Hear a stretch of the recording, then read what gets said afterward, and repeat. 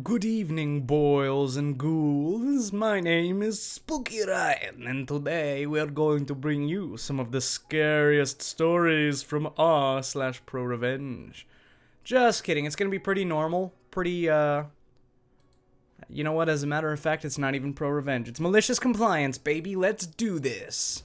Karen wants guac. This happened to me about 2 years ago, but a former coworker just reminded me about it, and I'm pretty sure this counts as MC. I'll try and keep it short, but it's a little long. I used to be a service manager at one of the biggest locations of a popular Mexican grill. I won't say which, but guac was $1.95 extra, and we were required to ask everyone if they were okay with paying that price. One Sunday morning, our second busiest shift of the week, 2 of my line people called out, so we were struggling to get all our prep done before opening at 11. We're just wrapping up when in comes Karen 10 minutes before opening through the side door, marked employees only with 15 preteen girls in tow. My cook recognizes her as she regularly comes in during the dinner shift and is extremely abusive and cruel to all the Latino workers. Karen tells me they can order whatever they want, throws her credit card at me, and goes to sit down at the table and diddle on her phone. Now, I can't ring up her order without her standing there because of the company's rules, and I'm 30 weeks pregnant and just want to take my break. I prego waddle over to Karen's table and inform her that she literally flicked her hand at me to dismiss me, my apologies. Not only have I been at the store since 7 and done 2 different people's jobs on top of my own, I have my son's head grinding against my pelvic bones and kicking me like crazy. I'm in no mood. When I try to tell her again, she looks at me with what I can only describe as seething contempt and says, "What part of they can get whatever they want did you not understand? I don't care what you charge me as long as I get a receipt. Don't interrupt me again or I'll get your fat ass fired." Now, I never cry, but that almost got me. Motherhood's awesome, but pregnancy sucks. I finally managed to pick my jaw off the ground and stammer, "All right, ma'am, I'll ring up whatever they want and bring you a receipt." The girls were really nice, and most of them ordered double meat, and they all got a bottled water and chips and guac. Every last one. My cashier and I are just vibrating with glee as we ring them up and watch the bill climb to like $250. I brought the bill to Karen and was pretty excited when she didn't immediately check it. I made my own food and told the cook to come get me when the show starts. I'm halfway done eating when I see him waving to the camera, howling with laughter. So I head up. Karen is foaming at the mouth, screaming for the manager, and when she sees that the manager is me, she literally grinds her teeth and slaps the receipt on the table. She manages to choke out the word, "refund." The girls have all pretty much finished their food, so I inform her that I won't be doing that because I could lose my job for giving away that much critical inventory. Meat, guac, cheese, for free. Then I gently remind her that she told me twice that they could get anything as long as she got a receipt. She just keeps demanding a refund and calling me stupid and fat. Again, I'm pregnant. At this point, her screaming is holding up the very long line of customers, and they're shouting at her to just leave. That's when she pushed me, effing hard. The cashier caught me, so I didn't fall down, but 2 of our regulars, who are police, see it and immediately cuff her. In this state, any use of physical force against a pregnant woman is classified as aggravated battery or something like that. I felt bad for the kids and I was fine, so I kept telling them I didn't want to press charges, but they said at that point it didn't matter because the woman had done it in front of our on-duty officers, so she'd be getting arrested. They had to call the kids' parents to come get them because she was their church's youth leader, and get statements. My GM comes in and let me go home with a full day's pay. She tried to take the case to trial, but they had video and like 20 witness statements, so she ended up taking a couple years probation or something.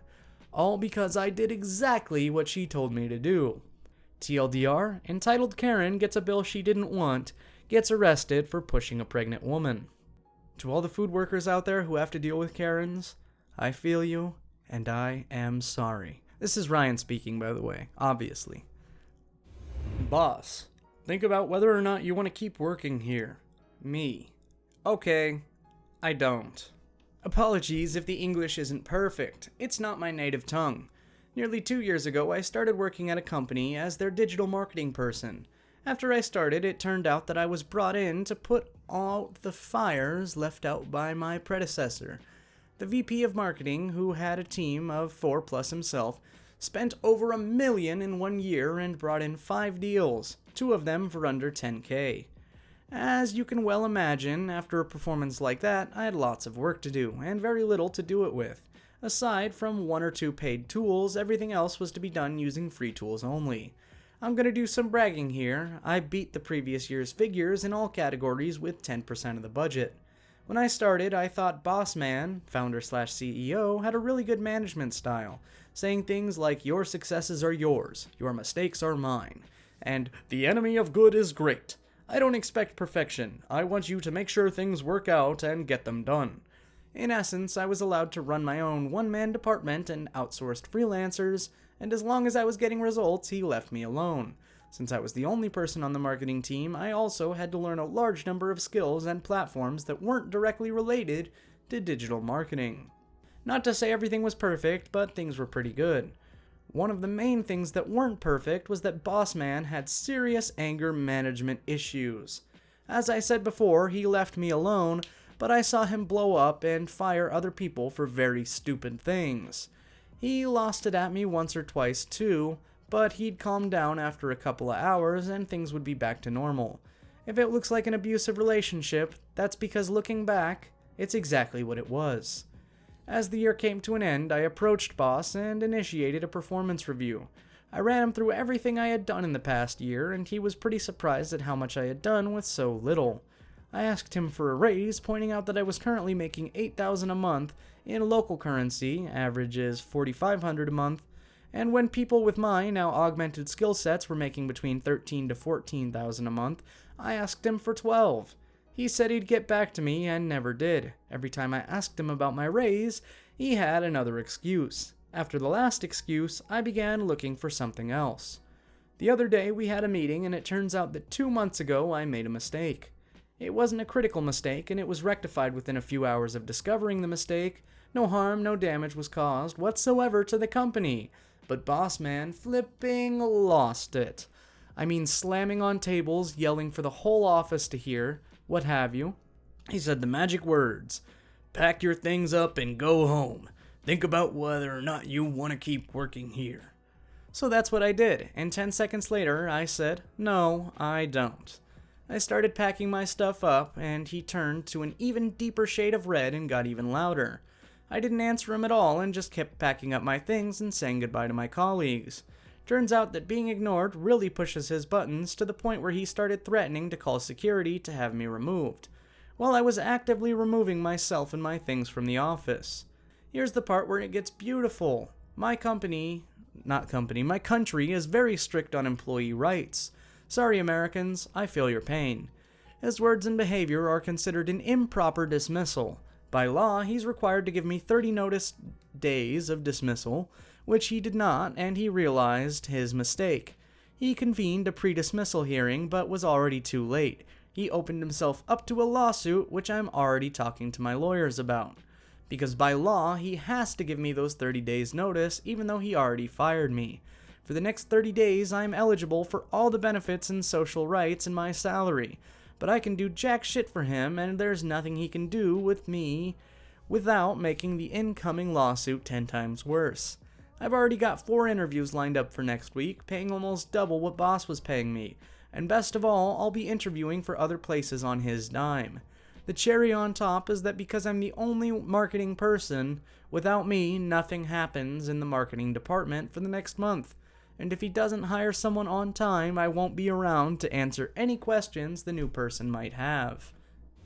I run this store. Nothing moves without my say-so. Alright, bet.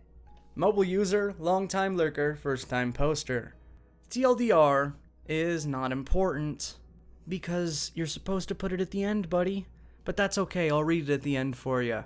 4 years ago, I worked in a store for a large, well-known, and well-heated telecom in Canada. I started out as a sales rep, then was quickly promoted to assistant manager because I'm a fast learner.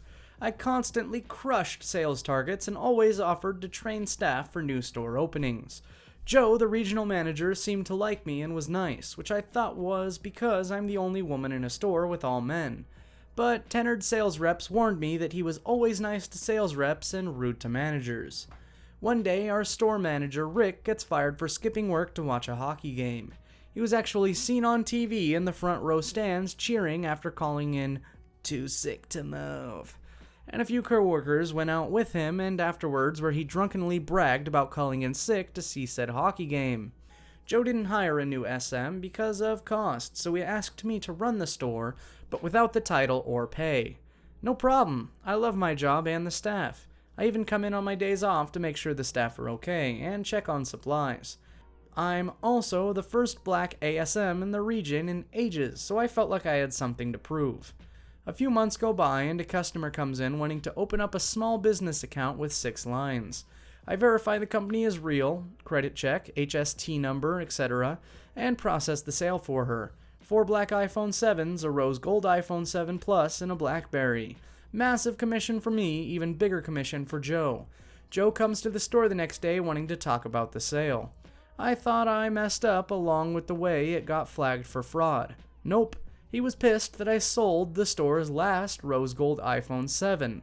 Plus, instead of holding on to it because he wanted to take it out of inventory to give it to his daughter. For free. Which is against company policy, and the rose gold iPhone 7 Plus was on back order. I tell him that it's better for us to sell the phone, and I didn't know why you wanted to take it out of inventory and give it away as it's against company policy. What happens next is this grown-ass 6'5" man throwing a tantrum. I'm talking fists balled up at the side, shrieking, "You don't run anything here. This is my store. You're not the store manager. My name is on file as the store manager and regional manager, so nothing happens in this store without my say-so. Nobody breathes unless I say so." I calmly straighten out my uniform and nod, thinking you run shit and I just work here. Got it. Alright, Denzel, you gonna learn today. Cue malicious compliance. He leaves and the other staff ask what the F the yelling was about. I say, "Well boys, I don't run shit. I just work here. If you need anything, and I literally mean anything at any time, call Joe." I stopped ordering, scheduling, etc. and did nothing for the next 2 days before my previously scheduled upcoming 4 days off. Day 1 of my day off, and one of the staff called me in a panic. "Thick like grits, I noticed there's only 1 roll of toilet paper left. Can you stop by and order more?" I said, "Nope. Sorry, call Joe if you need anything and don't call me on my days off anymore." Click. My staff support me and ring Joe's phone non-stop for those 4 days with the most mundane shit. "Hey Joe, we're out of toilet paper. Can you get us some?" "Hey Joe, the windows are all dirty. What should I do?" "Yo Joe, what's the schedule for next week? Thick like grits didn't make one." "Yeah Joe, we're trying to process a bring your own vehicle COAM monthly plan, but I don't remember what the dummy IMEI is and I can't continue the system without it." "What is it?"